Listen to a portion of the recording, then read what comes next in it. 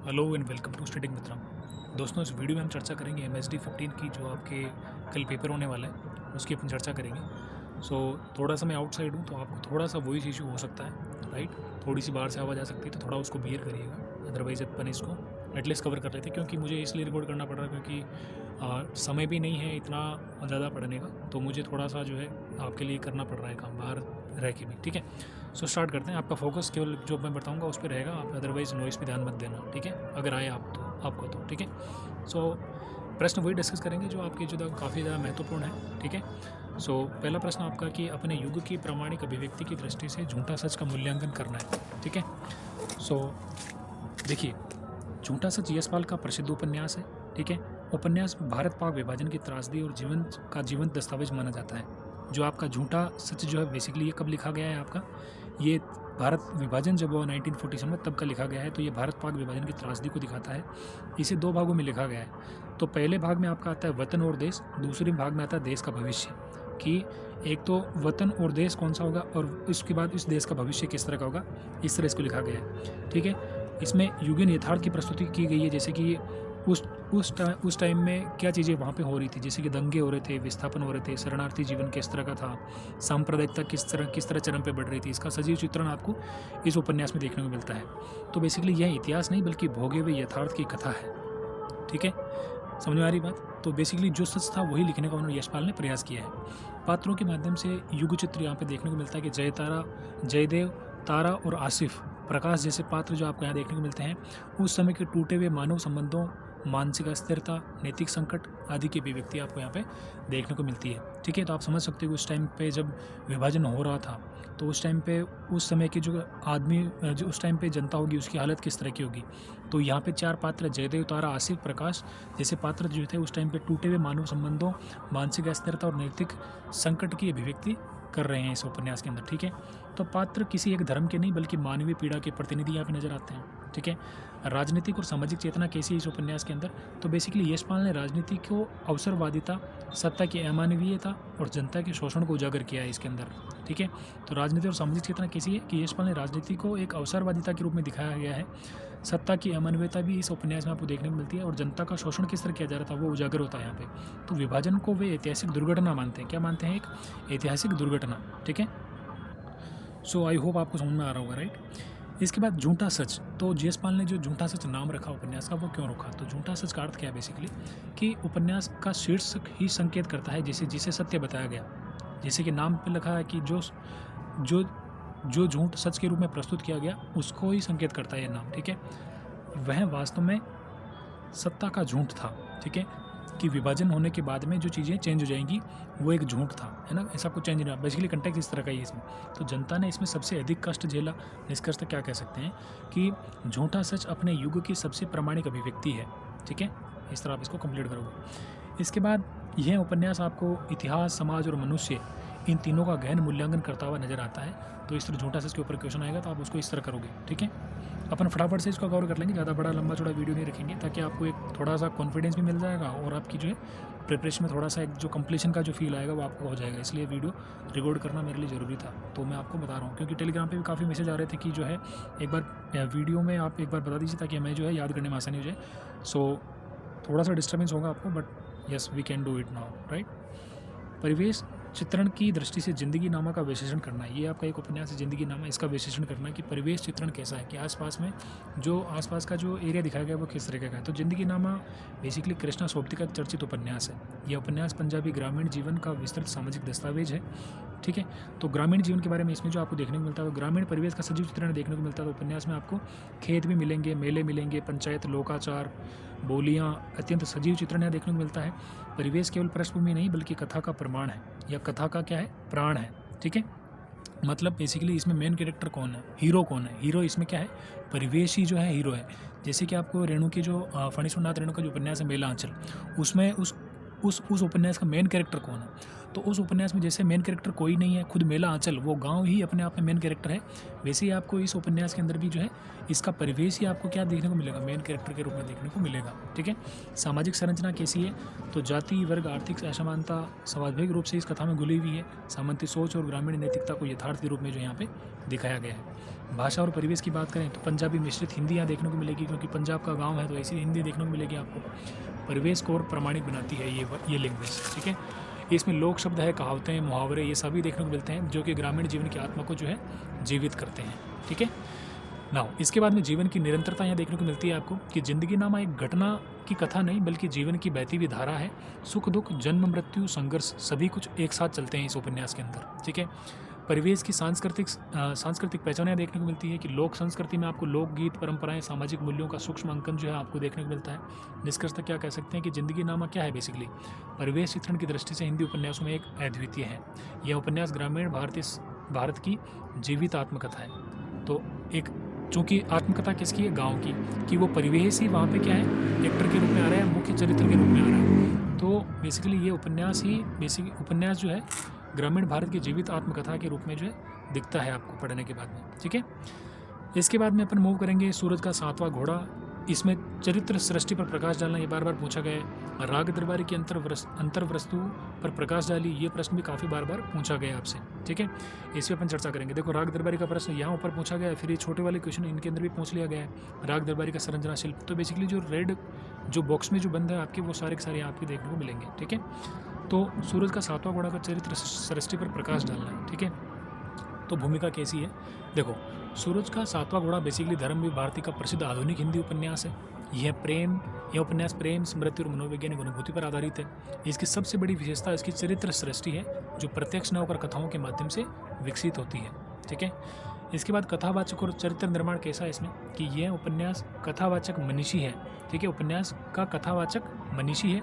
मनीषी स्वयं कहानी का नायक नहीं बल्कि कथाओं को जोड़ने वाला सूत्र है। उसके माध्यम से पात्रों की मानसिकता, स्मृति और अनुभव सामने आते हैं। ठीक है, नाउ इसके बाद में देखेंगे तो प्रमुख पुरुष पात्र कौन है इसके अंदर। ठीक है, तो प्रमुख पुरुष पात्र मनीषी है एक तो, जो संवेदनशील है, चिंतनशील है, जीवन को समझने वाला पात्र है। वह घटनाओं से अधिक अनुभूतियों का विश्लेषण करता है। उसका चरित्र आधुनिक बौद्धिक वर्ग का प्रतिनिधि है।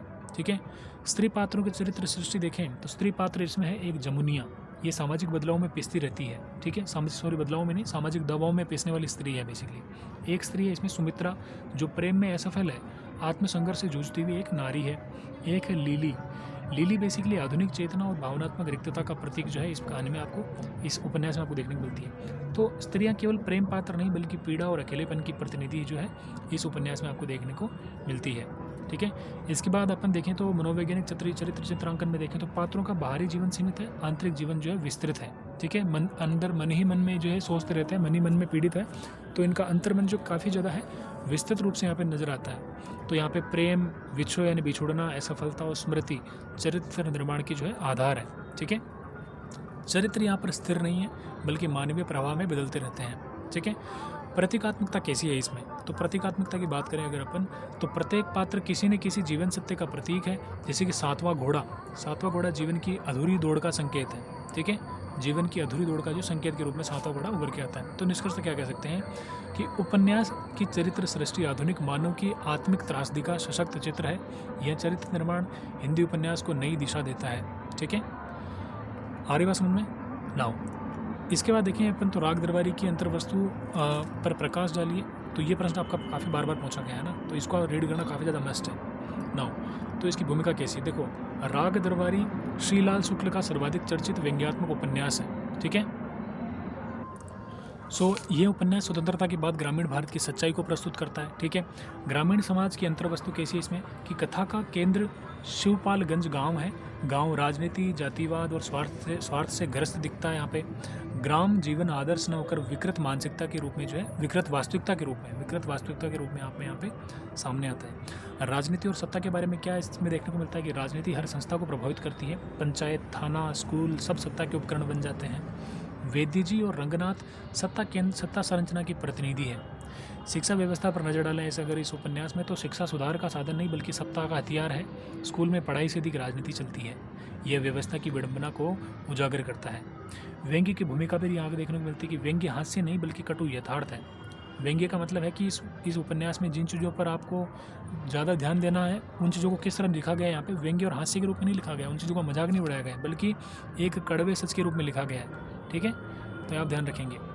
लेखक बिना उपदेश दिए व्यवस्था की पोल खोल के रख देता है इस उपन्यास के अंदर। ठीक है, सामाजिक मूल्य का पतन भी यहाँ देखने को मिलता है आपको कि नैतिकता, आदर्श, ईमानदारी हास्यास्पद बन जाते हैं। ठीक है, इसके बाद अवसरवाद सर्वोच्च मूल्य बनता है। अवसरवादी ही बेसिकली जो है इसका मूल उद्देश्य, इस पूरे उपन्यास का मूल ध्येय होता है। ठीक है, निष्कर्ष क्या कह सकते हैं कि राग दरबारी की अंतर्वस्तु भारतीय लोकतंत्र की आंतरिक खोखलापन को जो है उजागर करती है। ये उपन्यास केवल साहित्य नहीं बल्कि सामाजिक दस्तावेज भी जो है जान पड़ता है। ठीक है, समझ गए होंगे आप इसको नाउ।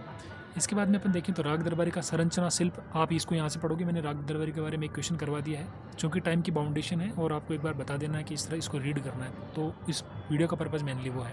तो राग दरबार के बारे में अपन एक क्वेश्चन कर चुके हैं। शिल्प संरचना को आप यहाँ से रीड कर सकते हो। ठीक है, PDF का एक्सेस आपको टेलीग्राम पर मिल जाएगा, तो वहाँ से आप PDF को ले लीजिएगा। ठीक है, माणिक मुल्ला और कथानक, ये माणिक मुल्ला और कथानक ये बार बार पूछा तो नहीं गया, बट स्टिल इसको एक्स्ट्रा एडवांस के रूप में अपन जो है, जस्ट गिव ए सेकेंड, इसको आप यहाँ से पढ़ोगे माणिक मुल्ला को भी। ठीक है, ये एक्स्ट्रा चीज़ है जो मैं आपको स्किप कर दे रहा हूँ यहाँ पे। जिंदगी नामा में चरित्र सृष्टि, तो जिंदगी नामा का अभी अपन ने ऊपर देखा, इसको भी आप यहाँ से रीड करोगे दोबारा से। रिपीटेशन वाले क्वेश्चन भी है इसके अंदर, तो मेनली आपको PDF का ओवरव्यू मैं दे रहा हूँ, इसमें आपकी समझ में आना चाहिए। झूठा सच के बारे में, विभाजन की राजनीतिक पृष्ठभूमि देखा नहीं यहाँ पे। पहला क्वेश्चन थोड़ा अलग था, बट झूठा सच के रिलेटेड एक क्वेश्चन और यहाँ पे कि विभाजन की राजनीतिक पृष्ठभूमि पर झूठा सच में क्या दिखाया गया है, तो वो यहाँ पे आपको देखने को मिलेगा कि झूठा सच यशपाल की विभाजन आधारित उपन्यास है। इसमें राजनीतिक विफलता देखने को मिलती है। ठीक है, मानवीय त्रासदी यहाँ पे आपको देखने को मिलती है। स्त्री पर अत्याचार होता है, यथार्थ का चित्रण भी जो आपको यहाँ देखने को मिलता है। निष्कर्ष क्या कह सकते हैं कि उपन्यास विभाजन की त्रासदी पर तीखा आरोपण पत्र है। ठीक है, तीखा आरोप पत्र के रूप में जो ये उपन्यास दिखता है।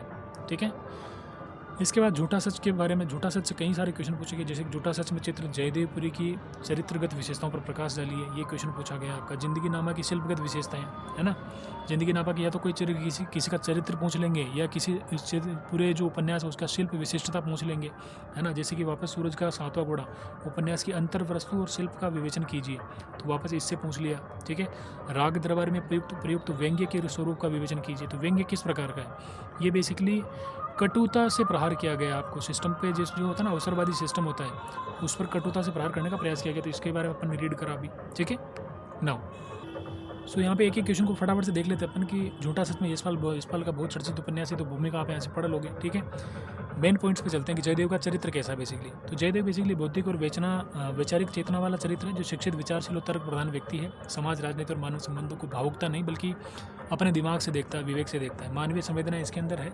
ठीक है, दंगों, विस्थापन और मानवीय पीड़ा के प्रति उसका दृष्टिकोण संवेदनशील है। मुसलमानों के प्रति घृणा का वह विरोध करता है। ठीक है, इसके बाद वो नैतिक साहस भी दिखाता है। यहाँ पे सामाजिक दबावों के बावजूद वो सत्य और मानवता का पक्ष लेता है। विभाजन की हिंसा को वह नैतिक पतन मानता है। चौथा, वो आदर्शवाद और यथार्थ के बीच संघर्ष करता हुआ भी नजर आता है कि जयदेव के आदर्श कई बार कठोर यथार्थ से टकराते हैं। यह द्वंद्व उसकी आधुनिक चेतना का प्रतिनिधि भी बनता है। ठीक है, तो द्वंद्व उसके मन में होता है जो आधुनिक चेतना से, जो चेतनाशील व्यक्ति होता है। तो जयदेव के कैरेक्टर भी ऐसा ही है। प्रेम और संबंधों की जटिलता भी यहाँ देखने को मिलती है उसके कैरेक्टर में कि उसके निजी संबंध भी सामाजिक परिस्थितियों से प्रभावित होते हैं। प्रेम में वह भी विवेक और नैतिकता को महत्व देता है। राष्ट्रीय चेतना जयदेव के पात्र में दिखती है कि वह भारत पाक विभाजन को राजनीतिक भूल मानता है और उसकी सोच राष्ट्रवाद से ऊपर मानवतावाद को रखती है। ठीक है, तो काफ़ी आदर्शवादी, मतलब ये बेसिकली एक आम व्यक्ति है जयदेव, जो ऐसी सोच रखता है। ठीक है, पढ़ा लिखा व्यक्ति है, बेसिकली तर्क से चलता है, न कि भावनाओं से चलता है बेसिकली। ठीक है, निष्कर्ष क्या कह सकते हैं कि जयदेव पूरी विभाजनकालीन बौद्धिक वर्ग का प्रतिनिधि चेतना है। वह यशपाल के मानवतावादी दृष्टिकोण का सशक्त माध्यम है। मानवतावादी क्यों? क्योंकि वो विभाजन से जो खून खराब हो रहा था वो उसका पक्षधर नहीं था। वो चाहता था कि इंसान को प्रायोरिटी मिले, न कि इस ज़मीन के टुकड़े को। कहने का मतलब ये है कि वो इंसानों को सबसे ज़्यादा ऊपर रखता है, न कि किसी क्षेत्रीय भूभाग को या किसी राष्ट्र को। ऐसा कहने का मतलब है। ठीक है, इस प्रकार जिंदगी नामा की शिल्पगत विशेषताओं को देखें अपन, तो देखो ये कृष्ण सोबती का प्रसिद्ध उपन्यास है। ग्रामीण जीवन की महागाथा के रूप में आता है ये। ठीक है, लोक कथात्मक शिल्प है इसका। ठीक है, इसमें आंचलिक भाषा का प्रयोग किया गया है। आप इसको खुद से रीड करोगे, है ना। मैं आपको केवल एक ओवरव्यू दे रहा हूँ ताकि आपको एक समझ बन जाए कि हाँ यार, इसको इस तरह पढ़ लेना है, इस तरह करके आना है कल। ठीक है, आंचलिक भाषा है वहाँ पे। यहाँ पे घटनाओं की बहुलता है, क्योंकि ग्रामीण जब कथानक है, गांव की जब कहानी है, तो वहाँ पे बहुत सारी कथाएं चलती है, कहानियाँ चलती है, तो यहाँ पे घटनाएं भी बहुत ज़्यादा होंगी। ठीक है, इसके बाद देखें तो काल प्रवाह की स्वाभाविकता यहाँ देखने को मिलती है कि समय का प्रवाह रेखीय नहीं बल्कि जीवन अनुभव से आधारित है। आज भी अपन देखते हैं कि गाँव में जो ज़िंदगी होती है वो स्थिर पड़ी हुई रहती है, मतलब बिल्कुल शांत से चलती है, कोई इतना कंपटीशन नहीं, आराम से जीवन चलता है। मतलब वहाँ पर लोग रियलाइज़ करते हैं जीवन को, शहरों में लोग रियलाइज़ नहीं करते हैं, शहरों में लोग जीवन से परेशान नज़र आते हैं। तो गाँव में जो जीवन होता है वो बेसिकली अनुभव से जो बुना हुआ होता है, कहने का मतलब ये है। तो यहाँ पे अतीत और वर्तमान का सहज संयोजन यहाँ पे देखने को मिलता है। कहने का मतलब है कि अतीत में, मतलब गाँव में चेंजेस बहुत धीरे धीरे आते हैं, कहने का मतलब ये है। ठीक है, सो अतीत और वर्तमान जुड़े हुए नजर आते हैं गाँव इसमें। ठीक है, वर्णनात्मक विस्तार यहाँ देखने को मिलता है, जैसे खेत के बारे में, मौसम, पशु, पहले, रिश्ते, सबका विस्तृत यहाँ चित्रण देखने को मिलता है। पर्यावरण और मनुष्य का जो घनिष्ठ संबंध भी यहाँ पे उभर के आता है। यहाँ स्त्री दृष्टि का समावेश देखने को मिलता है कि स्त्रियों के अनुभव कथाशिल्प का अभिन्न अंग है, उनकी पीड़ा और शक्ति दोनों ही उभरती है इस उपन्यास में। निष्कर्ष क्या कह सकते हैं कि जिंदगी नामा का शिल्प लोक जीवन की आत्मा को प्रकट करता है। यह आधुनिक उपन्यास होते हुए महाकाव्यात्मक विस्तार रखता है। ठीक है, इसके बाद देखें तो सूरज का सातवां घोड़ा की उपन्यास की अंतर्वस्तु और शिल्प का विवेचन कीजिए। ठीक है, सो धर्मवीर भारती का उपन्यास है, प्रयोगशील आधुनिक कृति है ये। इसमें प्रेम, समाज और स्त्री जीवन की विडंबना जो चित्रित की गई है। क्या दिखाना है इसमें? अंतर्वस्तु और शिल्प का विवेचन, कि इसमें क्या लिखा गया है और किस तरह लिखा गया है, वो दोनों चीज़ें। क्या लिखा गया है वो अंतर्वस्तु होगी, कैसे लिखा गया है वो शिल्प होगा। ठीक है, तो आपको दोनों चीज़ दिखानी है। इसके बारे में मैंने एक भी क्वेश्चन आपको ऊपर करा दिया है, इस भी थोड़ा डिटेल में, तो इसको फटाफट से देखेंगे, ज़्यादा डिटेल में नहीं जाएंगे। तो इसमें अंतर्वस्तु क्या है, तो मतलब इस उपन्यास में क्या क्या देखने को मिलता है, तो अपने को प्रेम की विफलता देखने को मिलती है, स्त्री जीवन की त्रासदी देखने को मिलती है इसमें, है ना, कि किस तरह स्त्रियाँ अपनी इच्छा दबा के रखती है, मध्यम वर्गीय मानसिकता नजर आती है इस उपन्यास के अंदर। शिल्प कैसा है कि कथा के भीतर भी कथा होती है इसके अंदर, इस तरह कहानियाँ बुनी गई है कि एक कहानी के भीतर भी कई कहानियाँ हैं और कथावाचक स्वयं पात्र भी है। ठीक है, प्रतीकात्मकता भी इसमें देखने को मिलती है कि सातवां घोड़ा खुद एक प्रतीक है, जो अधूरी यात्रा का प्रतीक है। सूर्य यहाँ पे सत्य और प्रकाश का प्रतीक है। ठीक है, संवाद शैली कैसी है यहाँ की? संवाद शैली की बात करें तो संवादों के माध्यम से मनोवैज्ञानिक विश्लेषण यहाँ पे देखने को मिलता है। निष्कर्ष क्या कह सकते हैं कि अंतर्वस्तु और शिल्प का सुंदर संयोजन इसे आधुनिक हिंदी उपन्यास की विशिष्ट कृति बनाता है। तो इस प्रकार आप अंतर्वस्तु और उसकी जो शिल्प के बारे में आप इस क्वेश्चन को आंसर जो डील करोगे। ठीक है, इसके बाद राग दरबार में प्रयुक्त व्यंग्य के स्वरूप का विवेचन कीजिए। तो ये प्रश्न भी पूछा गया बार बार से। ठीक है, राग दरबारी के बारे में बहुत सी बार उसका शिल्प पूछ लेंगे, उसके व्यंग्य, क्योंकि व्यंग्य के रूप में ये उपन्यास ज़्यादा प्रसिद्ध है, तो व्यंग्य वाला प्रश्न आपसे पूछते हैं। तो राग दरबारी श्रीलाल शुक्ल का व्यंग्यात्मक उपन्यास है। ये स्वतंत्र भारत के ग्रामीण राजनीति पर तीखा प्रहार करता है। व्यंग्य के स्वरूप कैसे हैं? तो राजनीतिक व्यंग्य नजर आते हैं, जैसे पंचायत, चुनाव, नेता, सब पर कटाक्ष होता है। इसमें लोकतंत्र की खोखली व्यवस्था को उजागर किया जाता है। सामाजिक व्यंग्य भी यहाँ देखने को मिलते हैं, जैसे जातिवाद, भाईपतिवाद, भतीजावाद पर यहाँ पर तीखा प्रहार देखने को मिलता है। नैतिक पतन को उजागर करता हुआ ये उपन्यास नजर आता है। शैक्षिक व्यवस्था पर भी यहाँ पर जो आपको व्यंग्य देखने को मिलता है कि विद्यालयों और शिक्षकों की दुर्दशा कैसी हो जाती है, ये देखने को मिलता है इसमें। शिक्षा और राजनीति किस तरह गलत तरीके से इस्तेमाल किए जाते हैं, वहाँ भी इस उपन्यास में आपको देखने को मिलता है। भाषिक व्यंग्य भी आपको देखने को मिलेगा, जैसे लोक भाषा, कहावतें, मुहावरे, हास्य के साथ गहरी चोट भी यहाँ पे देखने को मिलती है। ठीक है, स्थितिजन्य व्यंग्य में देखने को मिलता है, जैसे कि घटनाएं स्वयं व्यंग्य बन जाती है, पाठक हंसते हंसते सोचने को मजबूर भी हो जाता है। तो इससे व्यंग्य का इससे बड़ा रूप क्या हो सकता है कि पाठक सोचने को मजबूर भी हो और उसे हंसी भी आए। ठीक है, निष्कर्ष क्या कह सकते हैं कि निष्कर्ष राग दरबारी का व्यंग्य हास्य नहीं, सामाजिक चेतावनी है। यह हिंदी का साहित्य सर्वश्रेष्ठ राजनीतिक सामाजिक व्यंग्य का उपन्यास है। ठीक है, आपको शायद समझ में आ गया होगा ये चीज़। इसके बाद राग दरबारी और स्वतंत्रोत्तर भारत का यथार्थ का चित्रण। तो राग दरबारी कब का लिखा गया, आपको समझ में आ चुका होगा कि आज़ादी के बाद लिखा गया कि किस तरह जो राजनीति और समाज का गठजोड़ होता है, राजनीति किस तरह जो समाज का फ़ायदा उठाती है बहुत सारे अलग अलग दृष्टिकोण से। धर्मवीर भारती की जीवन दृष्टि ये तो पूछा नहीं गया इतना, बट जिंदगी नामा और घोर औपन्यासिक महाकाव्य के रूप में झूठा सच किस तरीके का है। ठीक है, सो इसको आप वापस यहाँ से रीड करोगे, बार बार सेम क्वेश्चन को रीड करने का कोई मतलब नहीं, कंटेक्स्ट मैंने आपको बता दिया है, तो आप यहाँ से रीड कर लोगे। राजनीतिक अवसरवादिता है, शिक्षा व्यवस्था की दुर्व्यवस्था है, जातिवाद और भाईपतीवाद, यहाँ पे नैतिक मूल्यों का पतन देखने को मिलता है। व्यंग्य के माध्यम से यथार्थ आपको देखने को मिलता है, तो इस तरह आप लिखोगे। धर्मवीर भारती की जीवन दृष्टि पर प्रकाश डालें तो थोड़ा बहुत देख लीजिए इसके बारे में कि संवेदनशील और विचारशील रचनाकार है ये। जीवन दृष्टि उनकी मानवीय है, नैतिक है और दार्शनिक है। ठीक है, मोटा मोटा उनके जीवन के आयाम कौन कौन से हैं? तो मानव केंद्रित दृष्टिकोण है उनका, आदर्श और यथार्थ में वो द्वंद्व से गुजरते हैं। ठीक है, प्रेम की जटिल समझ उनको है। ठीक है, प्रेम केवल रोमांस नहीं बल्कि त्याग और पीड़ा का भी है। तो प्रेम सामाजिक मर्यादाओं से टकराता नजर आता है यहाँ पे, इनके यहाँ पे। नैतिक चेतना भी यहाँ देखने को मिलती है आपको। ठीक है, पाँचवा है आधुनिक व्यक्ति की अकेलापन जो है यहाँ पे देखने को मिलता है कि भीड़ में व्यक्ति अकेला है ना। भीड़ में जो है व्यक्ति भीड़ में भी अकेला है, उसको अकेलापन फील हो रहा है। ये आधुनिक जीवन की त्रासदी भी है। ये इनके धर्मवीर भारती की जो है रचनाओं में आपको देखने को नजर आती है। ठीक है, संवेदनशील स्त्री चरित्र दृष्टि भी यहाँ देखने को मिलती है कि धर्मवीर भारती स्त्रियों को लेकर के थोड़ा सजग होते हैं। स्त्रियों की प्रति उनकी सहानुभूति नजर आती है इनकी रचनाओं में। उनकी पीड़ाओं को गंभीरता से प्रस्तुत जो है धर्मवीर भारती अपने रचनाओं में जो करते हैं। ठीक है, निष्कर्षतः धर्मवीर भारती के बारे में क्या कह सकते हैं अंत में कि धर्मवीर भारती की जीवन दृष्टि मानवीय करुणा, नैतिक प्रश्नों और आत्मसंघर्षों से निर्मित है। वे आधुनिक हिंदी साहित्य के संवेदनशील दार्शनिक कथाकार हैं। ठीक है, जिंदगी नामा का भाषा सर्जन, वापस वही ग्रामीण पंजाब के ग्रामीण इलाके का वर्णन है इसमें। भाषा सर्जन कैसा आप समझ सकते हो कि इसमें बेसिकली भाषाएं किस तरह की होगी, लोक बोली होगी, आंचलिक भाषा होगी इसमें, है ना, मौखिक मुहावरे, परंपरा किस तरह की होगी, भावनात्मक अभिव्यक्ति, स्त्री अनुभव कैसा होगा, स्त्रियों की बोलचाल, पीड़ा और आत्मा की भाषा इसमें नजर आती है आपको। यह भाषा सत्ता केंद्रित नहीं, अनुभव से जनित है, अनुभव केंद्रित भाषा है। प्रकृति और जीवन का भाषिक सामंजस्य यहाँ नजर आता है, जैसे कि खेत भी यहाँ नजर आते हैं, मौसम भी नजर आते हैं, पशु भी, सब यहाँ पे सभी अपनी अपनी भाषा बोलते हैं। ठीक है, तो भाषा पर प्रश्न आएगा तो आप इस तरह लिखोगे। तो जिंदगी नामा में लास्ट में इस तरह लाइन लिखोगे तो ज़्यादा बेस्ट रहेगा कि जिंदगी नामा की भाषा कथ्य की आत्मा है। यह भाषा हिंदी उपन्यास को नया भाषिक आयाम देती है। ठीक है, नाउ औपन्यासिक महाकाव्य के रूप में झूठा सच। तो झूठा सच तो बहुत बड़ा सच है ना, मतलब बहुत बड़ा झूठ है जिसको सच के रूप में प्रस्तुत किया गया। तो इसको आप औपन्यासिक महाकाव्य के रूप में कैसे प्रस्तुत कर सकते हो, तो आप इसको यहाँ से पढ़ोगे। आपकी भूमिका मैंने इसमें पहले बता दी कि कब लिखा गया, ये विभाजन की त्रासदी और इसके दौरान उस टाइम पे लिखा गया। तो आपको ये यहाँ से रीड करना पड़ेगा। ठीक है, ओवरव्यू देना ही मेरा इस वीडियो बनाने का पर्पज़ है, ताकि आपको एक आइडिया लग जाए कि किस तरह जो है चीज़ों को आपको डील करना है वहाँ पे। ठीक है, सूरज का सातवां गढ़ उपन्यास की शिल्पगत विशेषताएं अपन ने देख ली ऊपर। राग दरबारी शीर्षक की सार्थकता क्या है, बेसिकली ये तो अवसरवादिता पर जो व्यंग्य किया गया है।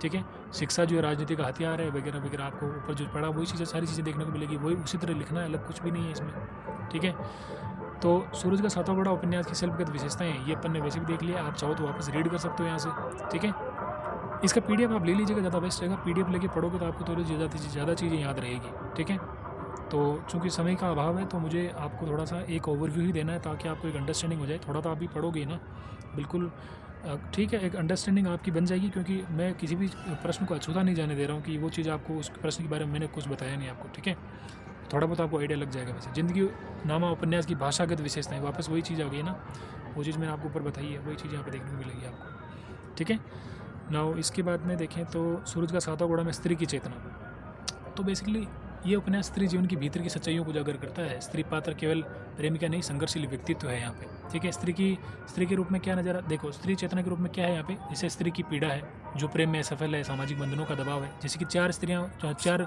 फीमेल कैरेक्टर का नाम अपन ने ऊपर देखा, वो चीज़ यहाँ आप वापस मेंशन करोगे। आत्मसम्मान की चेतना यहाँ पे नजर आती है कि स्त्रियाँ समझौता नहीं करती, आत्ममूल्य चाहती है, चुप रहकर भी वो विरोध करती रहती है।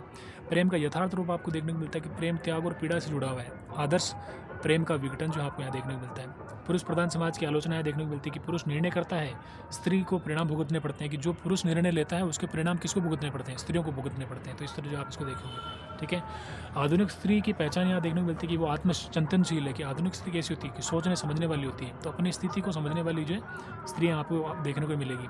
निष्कर्ष क्या कह सकते हैं कि उपन्यास में स्त्री चेतना सूक्ष्म लेकिन सशक्त है। धर्मवीर भारतीय स्त्री को संवेदनशील दृष्टि से देखते हैं।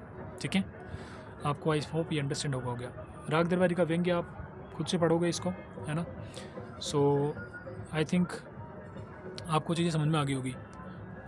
देखो जनरली ये पीडीएफ ही डिज़ाइन करी थी मैंने, बट मुझे बार बार से टेलीग्राम पे मैसेज आ रहे थे कि एक बार आप इस वीडियो को एक बार मतलब पीडीएफ से रीड करवा दीजिए, ताकि अंडरस्टैंड करने में थोड़ा सा कॉन्फिडेंस आ जाएगा। सो इस वीडियो का पर्पज़ ये था कि आपको एक अंडरस्टैंडिंग आ जाए। मैंने सारे क्वेश्चन ऑलमोस्ट आपको एक बार बता दिया कि इनके भी अंदर कंटेंट क्या है। ठीक है, सो इस पीडीएफ को आप ले लीजिए और इसको एक दो बार पढ़ लीजिएगा, ताकि आपको सारी चीज़ें कवर हो जाएगी। क्योंकि टाइम का अभाव है और मैं एक्चुअली चूँकि आज थोड़ा बाहर था तो मुझे ये चीज़ें थोड़ा डील करने में प्रॉब्लम आई। सो क्षमा चाहूँगा उसके लिए, बट स्टिल आपको जो है ये चीज़ पहुंच जाएगी। सो आपको ये बेनिफिट करेगी। I hope you all the best and thank you for your patience and मिलते हैं फिर नेक्स्ट वीडियो में। तब तक के लिए आप इसको यहाँ से कवर कर लीजिएगा। Thank you so much for watching till the end. Will meet in next video. जय हिंद।